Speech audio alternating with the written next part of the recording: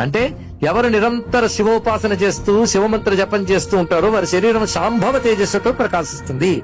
ఆ శాంభవ దీక్షతో ప్రకాశించే శరీరం బాధించడానికి వచ్చే శత్రువులకి జ్వలిస్తున్న అగ్నిజ్వాల్లా కనబడుతుంది. శివభక్తులు కనబడగానే దేవతలందరూ చూసి ఏం చేస్తారంటే అతను శాంభవ తేజస్సు చూసి నమస్కారం చేస్తారట. అందులో దేవతల్లో ఒకడు యముడు దక్షిణ వైపు ఉంటాడు. వాడు మాత్రం ఒక నమస్కారం చేసి గుండెలా పట్టుకుంటాడు కాస్త. అంటే కొట్టిన దెబ్బ గుర్తొస్తుంది దానికి. ఇక్కడ ఒక్కసారి శివ నీ వాడని అంటే వాడు ఇంకా యముడు వాడు కాడు. ఇది తెలుసుకోవాల్సింది. త్వమస్మాకం, నేను నీవాడిని నువ్వు నావాడివి. ఇది ఒకటే మంత్రం అండి. మన శివుడి వాళ్ళం, శివుడు మనవాడు.